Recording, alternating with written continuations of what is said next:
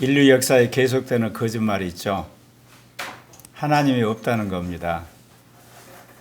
그리고 또 천국이 없다는 말이죠. 그리고 인간이 죽으면 끝나버린 거야. 성경은 하나님 말씀이 아니다. 예수는 구세주가 아니라는 겁니다. 그리고 성령은 하나님이 아니라는 거죠. 물론 이 가짜 뉴스는 인간의 배후에서 마귀가 만들어내는 거죠. 그러나 우리는 성경이 말하는 진짜 뉴스를 믿고 삽니다. 하나님이 계신다는 거 우리가 믿습니다. 그리고 천국이 있다는 것도 믿습니다. 인간이 죽으면 하나님 앞에서 재판이 있다는 것도 믿습니다. 성경이 하나님의 말씀이라는 것도 믿습니다. 예수는 우리의 구세주라는 것을 믿습니다. 성령은 하나님의 이심을 우리가 믿습니다. 물론 이 진짜 뉴스는 하나님의 영이 우리 마음에 새겨주시기 때문에 우리가 이렇게 고백할 수 있는 것이죠. 우리가 오늘 평생 새겨야 할 진짜 뉴스, 영원한 뉴스는 무엇이겠습니까? 그것은 하나님의 아들 예수 그리스도가 우리를 구원하기 위해서 이 땅에 인간으로 오셨고 그분이 우리를 위해 십자가에 죽고 부활하셔서 이제 성령을 주심으로 우리를 하나님의 자녀 삼아 주셨다는 겁니다. 근데 그분이 이제 세계가 복음화되고 14만 4천의 하나님의 거룩한 자들의 수가 차게 되고 그리고 성경이 이제 성취하게 되면 이 땅에 다시 오신다는 것입니다. 오늘 하나님의 아들 예수 그리스도가 태어나신 날, 처녀 마리아에게서 태어나신 날 우리가 기념하기 위해서 이 자리에 모였습니다. 하나님이 인간이 되어 오신 날에 이제 우리가 그분을 통하여서 하나님이 주시는 영원한 나라에 대한 소식, 그분을 통해서 우리에게 주신 그 놀라운 하나님의 경륜을 듣고자 이 자리에 오신 겁니다. 누가복음 1장 26절에 보면 여섯째 달에 천사 가브리엘이 하나님의 보내심을 받아 갈릴리 나사렛이라는 동네에 가서 성경에서 가브리엘이라는 천사장은 딱 두 번 등장합니다. 한 번은 다니엘서에서 다니엘이 선민 이스라엘이 망하고 나서 그가 포로로 끌려가서 너무너무 상심이 된 겁니다. 하나님이 아브라함과 이삭과 야곱과 언약을 맺어가지고 이스라엘이 애굽에 탈출해서 가나안 땅에 나라를 이루었잖아요. 제사장 나라로 거룩한 민족이라고 영원할 줄만 알았던 이스라엘이 망해버린 거예요. 그리고 거기에 있는 수많은 사람들이 이제 포로로 끌려와서 이 바벨론에서 그냥 포로 생활하는 게 너무 비참한 거예요. 도대체 하나님께서 아브라함, 이삭, 야곱하고 언약하신 것과 그동안 수많은 선지자를 통해서 이스라엘에게 하신 말씀은 뭐냐 이거죠. 그거를 놓고 주님 앞에 물었을 때 가브리엘 천사가 나타난 겁니다.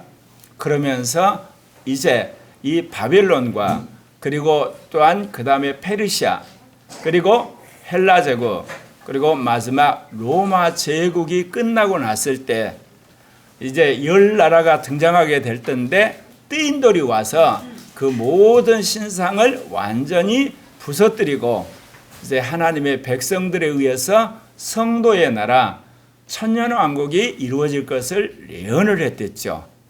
그리고 나서 이제 가브리엘이 두 번째 이 성경에 의하면 나타나서 기쁜 소식을 전한데 그것이 다름 아닌 하나님의 아들 예수 그리스도가 마리아의 태에서 잉태했다는 소식입니다.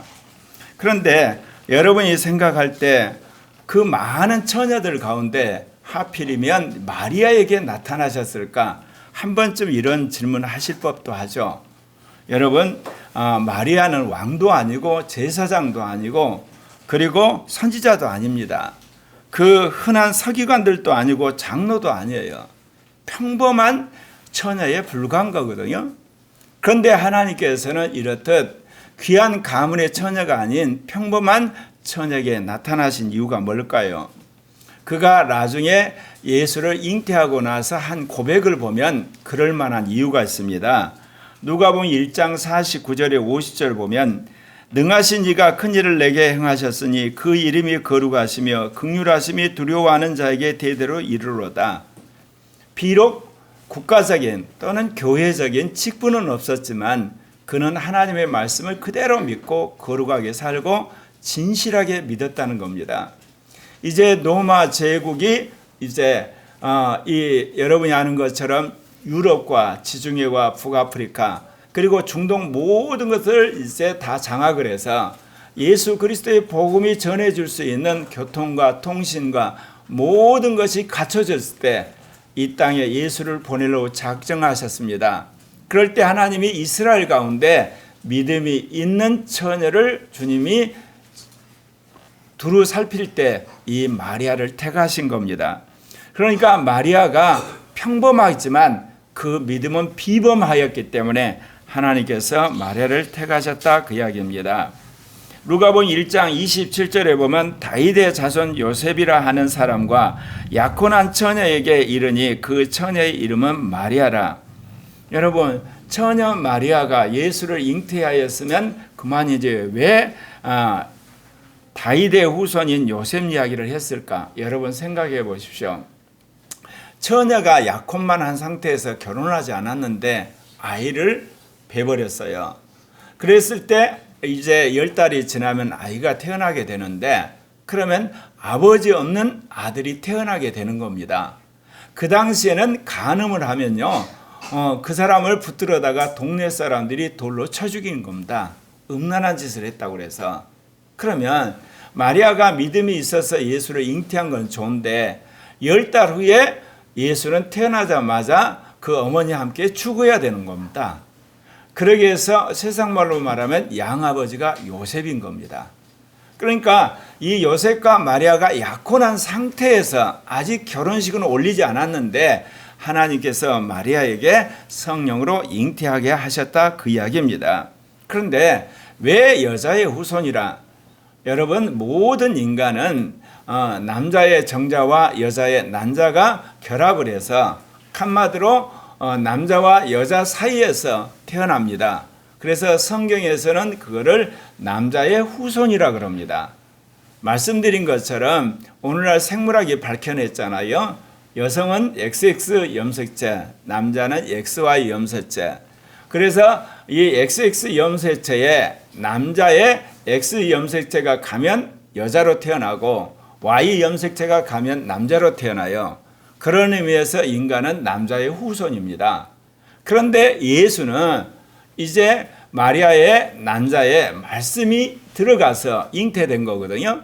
그러니까 이 남자의 어떤 성염색체가 들어간 게 아니라 말씀이 육신이 되어 태어나신 거예요. 그래서 여자의 후손이라 그러는 겁니다. 그럼 왜 여자의 후손이냐?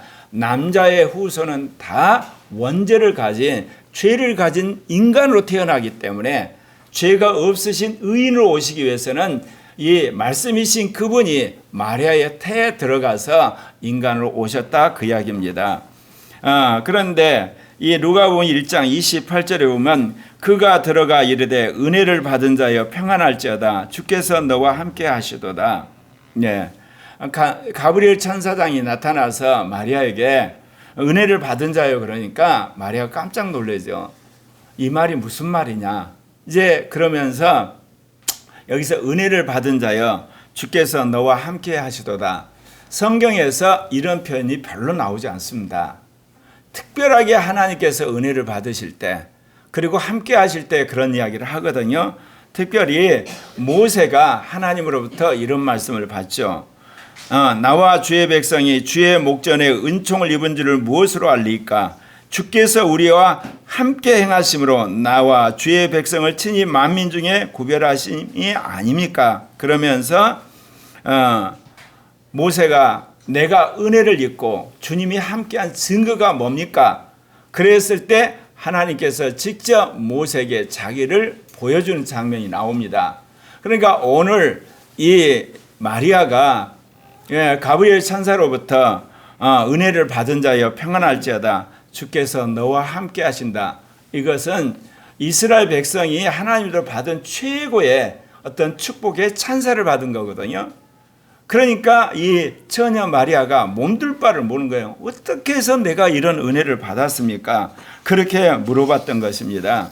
누가복음 1장 29절에 이제 이 가브리엘 천사장의 하는 이야기를 들으면서 그가 이런 질문을 합니다. 처녀가 그 말을 듣고 놀라 이런 인사가 어찌함인가? 우리는 예수를 믿게 되면 이성이 마비돼야 신앙이 좋다고 생각합니다. 양심이 그냥 마비돼야 되고 마음도 그냥 마비되고 믿음만 충만하면 이거는 마귀가 좋아하는 이야기입니다. 이런 사람들이 맹신자가 돼가지고 나중에 이단에 끌려가는 거거든요. 여러분, 육신적 이성이 영적 이성으로 바뀌어야 되는 거예요. 악한 양심이 선한 양심이 돼야 되고 더러운 마음이 깨끗한 마음이 되는 상태에서 최고의 믿음을 가지는 거예요. 마리아가 자기가 처녀인데 예를 들면 이런 가브리엘 천사가 와서 이런 이야기를 하니까 당연히 이 인사가 어찌 됨입니까? 나는 평범한 사람이고 흔히들 말하면 이스라엘 가운데 별로 신앙이나 모든 부분에 있어서 뛰어난 사람이 아닌데 이런 놀라운 축복을 받는 게 무슨 일입니까? 당연히 물어보는 겁니다. 예. 그런데 이 마리아에게 천사가 그런 이야기를 하죠. 천사가 이르되 마리아여 무서워하지 말라. 너가 하나님께 은혜를 입었느니라. 보라 너가 잉태하여 아들을 낳으리니 그 이름을 예수라 하라. 예, 그렇게 이야기를 합니다. 예.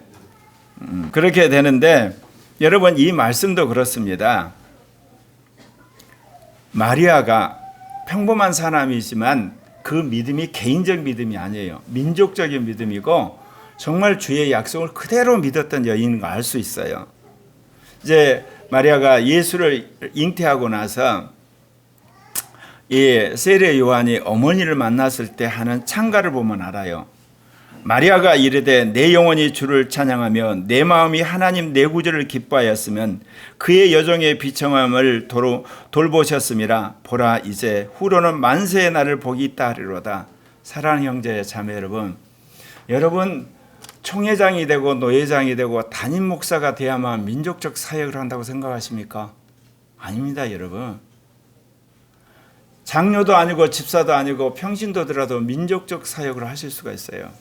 그게 뭐냐면 성경의 말씀을 곧이곧대로 믿고 정말 이 나라가 복음화되기를 원하고 정말 주님의 교회가 거룩하기를 원하여서 중보하는 사람, 그리고 그 말씀을 곧이곧대로 자기가 믿고 자기의 삶의 현장 속에서 정직하게 살고 신실하게 살고 거룩하게 살면 하나님은 총회장처럼 노회장처럼 그리고 담임 목사처럼 간주하시는 거예요.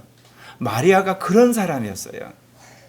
이름 없는 처녀였지만 그 믿음은 그 당시 있는 대제사장이나 또는 왕이나 선지자들 같은 그런 신실한 믿음과 거룩함과 진실함이 있었기 때문에 하나님이 마리아를 택해서 이야기를 한 겁니다.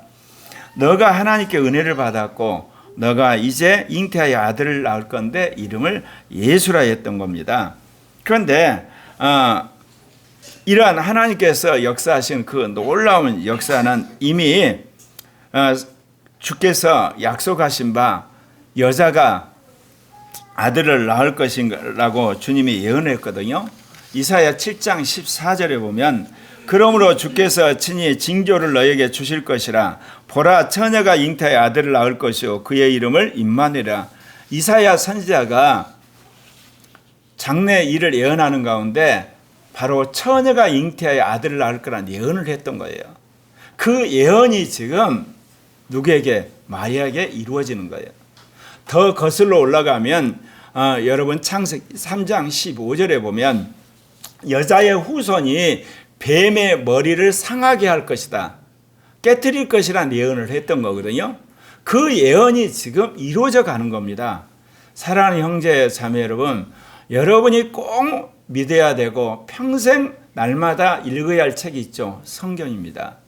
성경에는 인류 역사의 처음부터 끝까지 하나님이 반드시 이루실, 그리스도를 통해 이루실 우주적인 전략이 나타나 있어요. 인류 역사에 어떻게 보면 골격이 나타나 있는 거거든요. 그건 반드시 이루어지는 겁니다.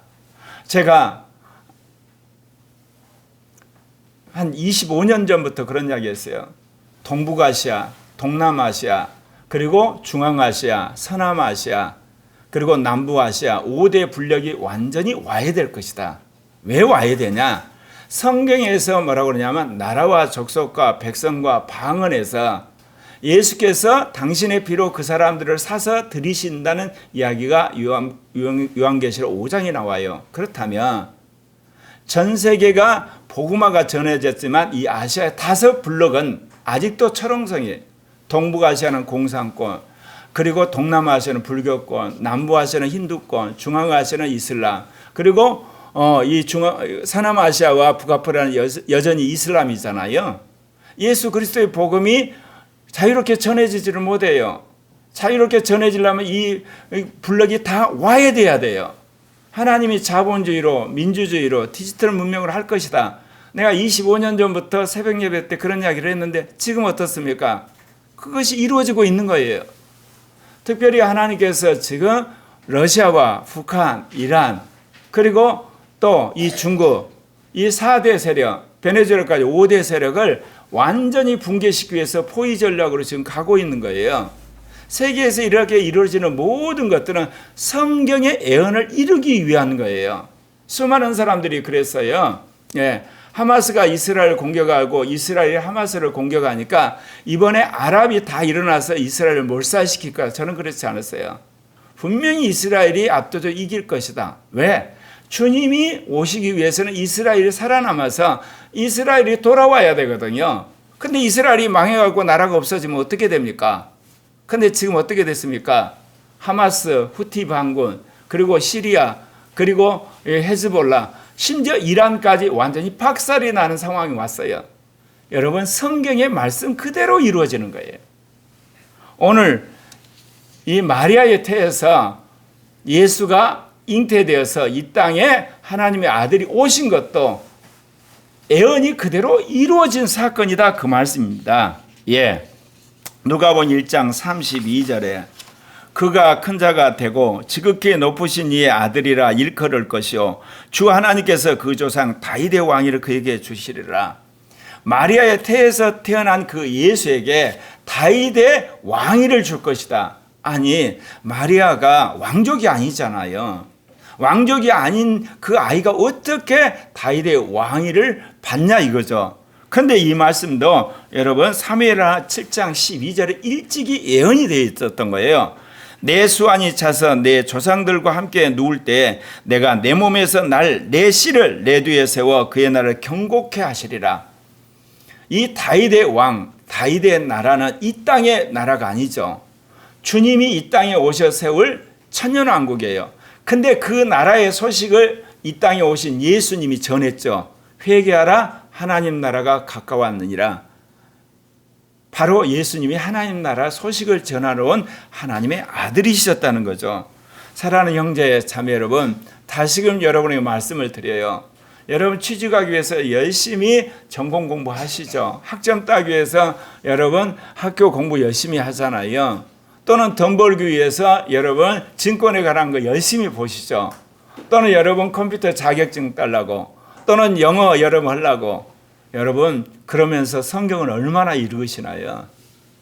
여러분 이 땅에서 아무리 여러분 성공을 해도 하나님 말씀 안에 살지 않으면 하늘나라 겨우 들어가든지, 그리고 여러분 하늘나라에 상이 없어요. 하나님의 말씀인 성경을 믿고 그 말씀 안에 여러분 사셔야만 천국을 들어가고 하늘나라 복을 받는 겁니다. 누가복음 1장 33절에 영원히 야곱의 집을 왕으로 다스릴 것이며 그 나라가 무궁하리라. 그 나라는 지금 교회 가운데 임한 거예요. 교회 시대가 끝나면 예수님이 재림하셔서 천년왕국을 세우시고, 천년왕국이 끝나면 새하늘과 새 땅의 새 예루살렘에서 그리스도가 영원토록 통치하시는 겁니다.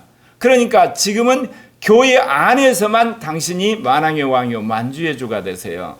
재림하시면 이 지구상에서 만왕의 왕이요 만주의 주가 되세요.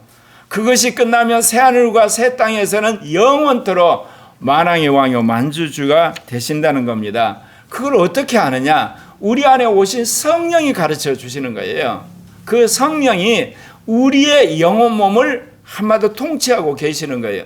아직 우리가 살고 있는 이 사회, 우리나라, 이 세계, 우주는 사단과 악한 영들의 장난을 치기 때문에 하나님의 나라가 우리 안에 임한 것이 보이지 않지만 여러분의 영과 마음속에는 성령이 오셔서 하나님의 나라의 실제를 경험하기 때문에 사는 거예요. 예. 저도 이렇게 다른 사람과 비교하면 뒤떨어지지 않는 인텔인데 내가 왜 목숨 걸고 예수를 믿고 목사가 되고 목회를 이렇게 왜 하겠습니까? 42년 전 성령 세례를 받고 성령이 내 안에서 하나님 나라가 임한 것을 42년 동안 새겨주니까 제가 이렇게 살죠. 네. 제가 살면서 어때요? 목회하는데 기존의 목사처럼 목회하는 거, 기존의 신학자처럼 신학자 되는 거, 기존의 선교사처럼 선교사가 되는 거, 기존의 기독교 운동가가 돼서 운동하는 것이 저에게 유혹이었어요. 성령이 막으시는 거예요. 너는 이 한국을 변화시킬 새로운 제3의 교회, 거룩한 성도를 세워야 된다. 너는 아시아 선교를 할 수 있는 한국을 기지로 만들어야 된다. 그렇기 때문에 새로운 패러다임, 새로운 교회를 세우기 위해서, 새로운 신학을 세우기 위해서 이 길을 온 거거든요. 근데 여러분 보시면서 그걸 느끼지 않으나요? 지금 전 세계적인 새로운 시대가 열리고 있는 거예요. 미국과 한국에서 이 동성애 독재와 싸우는 연대가 이루어지고 있어요. 그러려면 이 제2종교개혁을 이루려면 제2정치혁명이 뒷받침돼야 돼요. 그래서 하나님께서 트럼프를 당선되게 하고 한국은 윤석열을 당선돼서 이 네오막시즘, 신공산주의 그리고 동성애 독재를 막는 가치 연대를 일으킨 거예요. 앞으로 여러분 보시겠지만 미국과 한국이 연합해서 이 놀라운 일을 행하게 하실 겁니다. 왜냐하면 아시아 선교가 끝나지 않았어요. 그럼 아시아 선교를 하려면 뭐예요? 한국이 그 전진기지가 되고 미국이 동맹국가가 돼야만 이것이 이루어져 가는 겁니다. 예수 그리스도는 지금은 교회 안에서 만왕의 왕, 재림하시면 천년왕국에서 만왕의 왕, 이제 새하늘과 새 땅의 새 예루살렘의 만왕의 왕이 되신다 그 이야기입니다. 누가복음 1장 34절에 마리아가 천사에게 말하되 나는 남자를 알지 못하니 어찌 이 일이 있으리까. 사랑하는 형제 자매 여러분 신앙생활할 때 의문 나잖아요. 그러면 여러분 성령한테 물어보십시오. 여러분 신앙생활할 때 의문이 나죠. 의문이 나면 요즘에 너무너무 좋아요. 여러분 오픈 AI한테 물어봐요. 적어도 지금까지 신학자들이 연구에 모든 게 들어와 있어요. 그리고 의문 나면 여러분 성경 보시면 돼요. 핸드폰에서 여러분 궁금한 거 단어 찍으면 다 나오잖아요. 적어도 여러분이 신앙생활에 의문이 나는 거 해결할 수 있단 말입니다. 42년 동안 제가 가장 많이 훈련받은 건 뭐냐? 모든 인생의 질문은, 특별히 영적인 것은 성령께 물으면 성령이 꼭 대답하시더라. 그런데 제가 42년 동안 아는 게 있다고 그랬죠. 어떻게 은사자가 될까? 어떻게 온전한 은사를 받을까? 온전한 예언자가 될까? 온전한 신유 은사자가 그 질문을 안 했어. 그러면서도 제가 어때요? 왜 예언하면 틀리지? 병 고쳤다는데 안 고쳐지지? 그리고 또 이게 영분별했는데 틀리지? 나도 도저히 그것을 못하겠다. 그래서 영적인 콤플렉스가 있다고 그랬잖아요. 영적인 두려움. 그리고 영적인 기피증. 왜? 완전하지 않으니까. 완전히 정확하지 않을까, 분명하지 않을까. 그런데 42년이 돼서야 제가 깨달았어요. 왜 성령께 안 물어봤을까? 왜 주님 앞에 묻지 않았을까? 그것을 제가 회개하면서 영적인 해방을 맞게 됐어요. 42년 만에. 사랑하는 형제 자매 여러분, 우리는 육신적 이성이 아니라 영적 이성의 사람이 돼야 돼요. 아멘. 그리고 여러분 악한 양심이 아니라 선한 양심의 사람이 돼야 돼요. 아멘. 그리고 더러운 마음이 아니라 깨끗한 마음이 돼야 되고 아멘. 거짓된 믿음이 아니라 진실한 믿음이 살 때 여러분 영적으로 탁월한 사람이 되는 거예요. 아멘. 그런 의미에서 오늘 마리아가 나 남자 모르는데 어떻게 얘를 낳냐고 그렇게 질문한 거 너무나 당연한 겁니다. 여러분. 예. 그러니까 누가복음 1장 35절에 천사가 뭐라고 대답합니까? 성령이 내게 임하시고 지극히 높으신 이의 능력이 너를 덮으시리니 이름으로 나시파 거룩한 일은 하나님의 아들이라 일컬이라. 성령이 너를 덮어버리고 그리고 지극히 높으신 이의 능력이 너에게 임하면 너는 비록 처녀이지만 하나님의 아들을 낳게 될 것이다. 사랑하는 형제 자매 여러분, 그렇게 될 것입니다. 여러분, 제가 4년 전에 트럼프 이야기했을 때 뭐라고 그랬어요? 부정선거면 목사님 진영 논리에 빠졌다고. 결론은 어때요?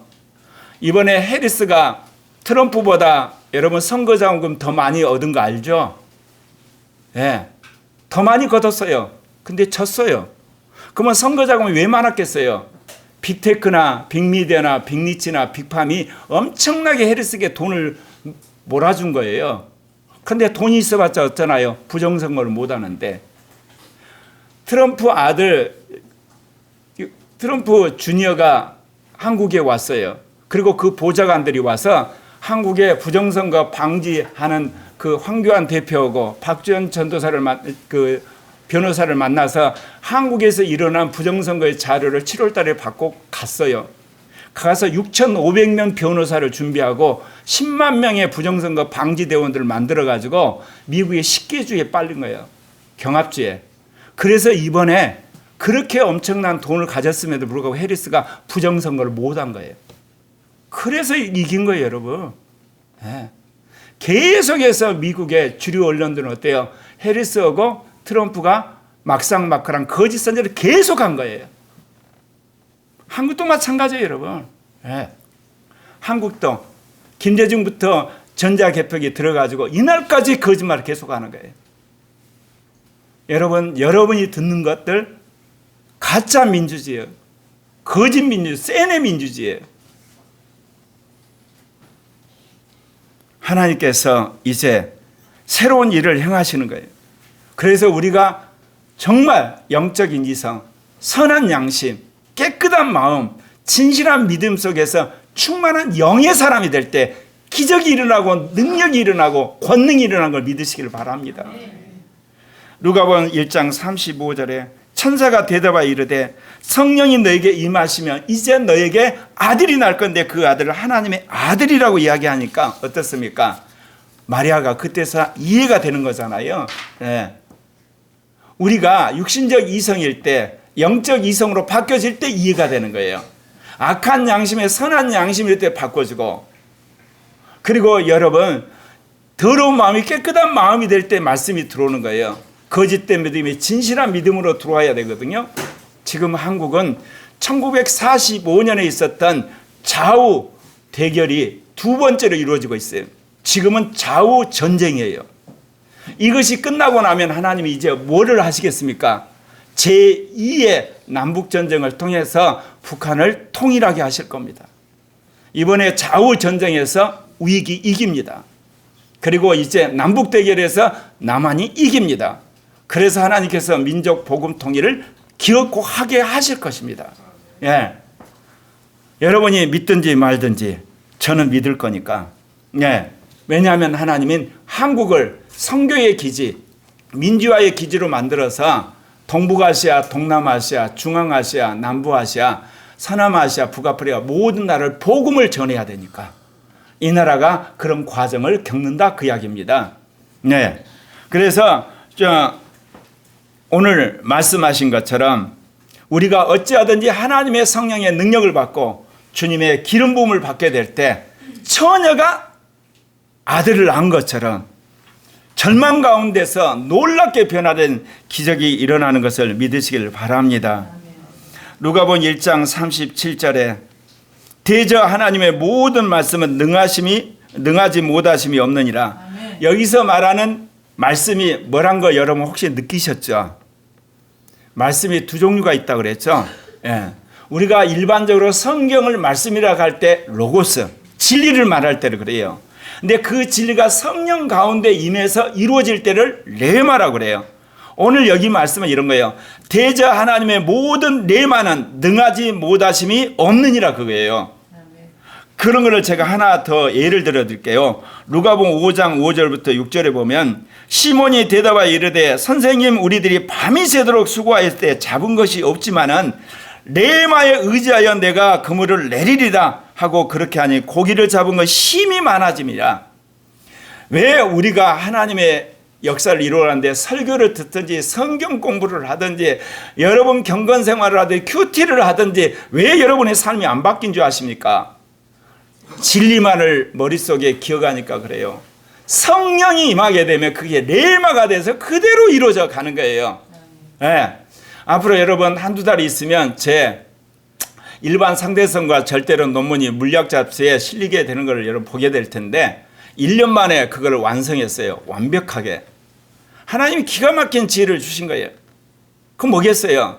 진리가 오는데 그 진리가 성령 안에서 나를 통해서 뉴턴과 아인슈타인을 극복하는 새로운 일반 상대성과 절대론 하나님이 하게 하신 걸 제가 느끼는 거예요.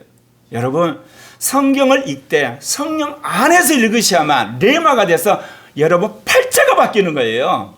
그러지 성경의 지식만 많아져봤자 바뀌는 게 없어요. 마음만 조금 깨끗해지고 양심만 조금 선해지고 이성만 좀 여러분 영적으로 바뀌는 게 없어요. 성령이 임해야 되는 거예요. 이 마리아가 그걸 안 거예요. 네. 그러니까 그 이야기를 받아들이는 거 아니겠습니까? 예.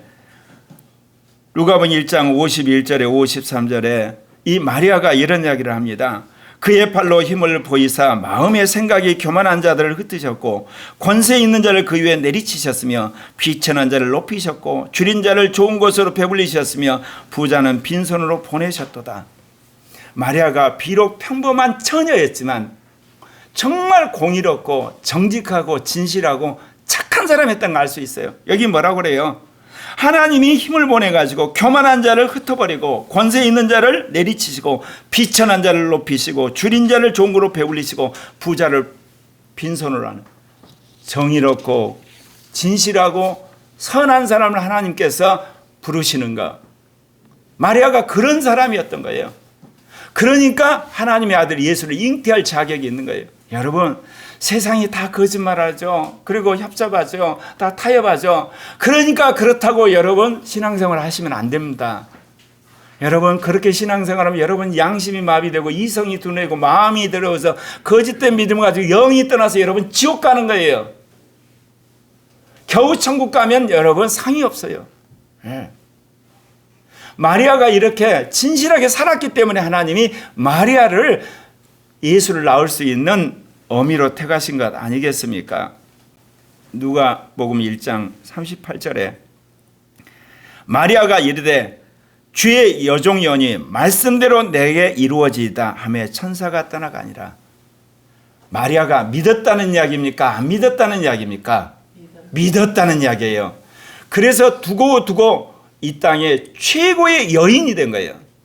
여러분 에덴 동산에 누구 때문에 선악과를 먼저 따먹었죠? 하와 때문에 따먹은 거예요. 그래서 수많은 여인들이 그 하와 때문에 우리가 이 고생하고 있다 그러는데 여러분 이거를 보기 좋게 역전승을 한 사람이 있어요. 그 사람 이름하여 누구? 마리아. 마리아가 예수를 잉태했어요. 여자가 잉태를 한 거예요. 하와가 뒤집어 엎은 거를 마리아가 다시 뒤집어 엎은 거예요. 그러니까 여러분 여자 되시는 여러분 우리는 마리아를 믿는 마리아의 후손이야. 그렇게 할 만큼 자부심을 가지시길 바랍니다. 네, 에덴 동산에서는 여자가 엎어버렸고 이제는 예수님 오시는 말구육관에서는 마리아가 뒤집어 엎어가지고 구주를 잉태한 것. 그런 의미에서 하나님은 참 공평하신 분이야. 마리아가 믿은 거예요. 여러분 아는 게 중요한 게 아니에요. 아는 것은 이 땅에서 먹고 마시고 출세하고 학교 다니고 사는 것에 필요한 거예요. 그건 하늘나라하고 거의 상관이 없어요. 믿어야만 하늘나라하고 상관이 있어요. 영으로 살아야만 하늘나라하고 상관이 있는 거예요. 여러분 꼭 기억을 하셔야 돼요. 예. 마리아가 믿음으로 말미암아 이제 예수는 뱃속에서 잉태되었고 10달 만에 살아나게 된 겁니다. 그런데 오늘 여러분에게 증거하는 말씀이 뭡니까? 예수를 낳은 믿음이에요. 그러면 그 믿음이 오늘 우리에게 뭐를 요구하는가요? 다시 우리가 마리아 될 수 없잖아요. 예수님 재림할 때 함께 오는 믿음이에요. 수많은 사람들이 예수님 오실 때 휴거하기를 원하죠. 여러분 휴거하는 사람보다 더 복된 사람이 누군지 아십니까? 14만 4천의 거룩한 성도들이에요. 살아생전에 거룩하다고 해서 천사의 도장을 받은 사람, 그 사람들이 바로 예수님 재림할 때 같이 오는 겁니다. 여러분, 계시록 7장 3절에 보면 우리가 우리 하나님의 종들의 이마에 인치기까지 땅이나 바다나 나무를 해하지 말라 하더라. 내가 인침을 받은 자의 수를 드니 이스라엘 자손의 각 지파 중에 인침을 받은 자니 14만 4천이다. 에덴 동산에서부터 7년 환란 전까지 이 지상에서 예수를 믿은 사람들 중에 사단과 싸워 이기고 천사가 인정한 사람 이마에 하나님이 도장을 찍어요.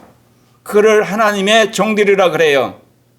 그러면 그런 사람들은 어떤 사람이냐? 계시록 14장 4절부터 5절에 이렇게 말해요. 이 사람들은 여자와 더불어 더럽히지 아니하고 순결한 자라, 어린 양이 어디로 인도하든지 따라가는 자며 사람 가운데 속량함을 받아 처음 이은 열매로 하나님과 어린 양에 속한 자들이 그 입에 거짓말이 흠이 없는 자들이라. 거짓말이 흠이 없는 자로서 예수 그리스도만을 따라가는 사람, 이들이 바로 하나님의 종들이고 14만 4천이에요. 그럼 그들은 어떤 사람이냐? 계시록 19장 7절부터 8절에 보면 우리가 즐거워하고 크게 기뻐하며 그에게 영광을 돌리세. 어린 양의 혼인 기약이 이르렀고 그의 아내가 자신을 준비하였으므로 그에게 빛나고 깨끗한 세마포옷을 입도록 허락하였으니 이 세마포옷은 성도들의 옳은 행위라. 약혼식을 할 때 예수님과 더불어 약혼식 석상에 나타난 사람, 혼인잔치에 참여한 거룩한 성도들이 되는 거예요. 거기서 끝나냐? 계시록 19장 14절에 하늘의 군대들이 희고 깨끗한 세마포옷을 입고 백마를 타고 그를 따르더라.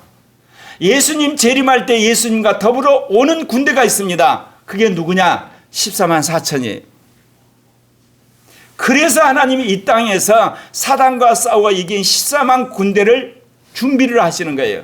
그럼 어디서 나온다고 그랬어요? 나라, 족속, 백성, 방언에서. 에덴 동산 이후부터 시작을 해서 7년 환란 때까지 전 지구상에 예수 그리스도를 믿은 사람들 가운데 사단과 싸워 이긴 자라만 돼요. 그들을 먼저 부활시켜서 지상 재림할 때 예수님이 부활하셨잖아요. 첫째 부활한 사람을 데리고 와서 저 그리스도와 육육이 입맞은 자와 일대 우주전쟁을 하는 것이 종말이에요. 여러분은 마리아가 될 수가 없어요. 마리아는 인류 역사에 단 한 사람이에요. 그러나 마리아 같은 믿음의 사람을 요구해요. 그게 상징 숫자 14만 4천이에요. 하나님이 고레아 교회에 요구하는 것이 뭐냐? 14만 4천의 군사를 키워내라는 거예요. 물론 여기 안에 예수를 믿음으로 이제 천국에 들어갈, 영생에 들어갈 자들도 있는 건 맞아요. 그러나 하나님이 정말 원하는 것은 첫째 부활은 거룩한 군사를 일으킴으로 주님의 재림을 준비하는 거예요.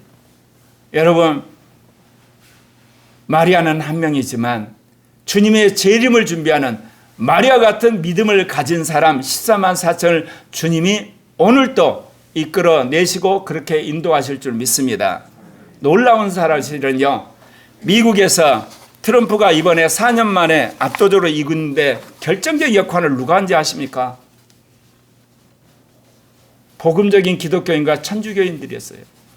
그들이 중심에서 그 사람들은 히스패닉이든 백인이든 그리고 여러분 유색인종이든 가리지 않고 그들이 중심이 돼서 결집해서 보수적인 사람들을 모아서 결국 트럼프를 당선시켰어요. 지금 한국에서 주사파와 싸우는 동성애 독재 세력과 싸우는 그리고 네오 막시즘과 싸우는 세력이 누굽니까? 목사들이에요. 장로들, 집사들, 기독교인들이에요. 그들이 중심에서 싸우는 거예요. 그들의 기도를 하나님 반드시 들으세요.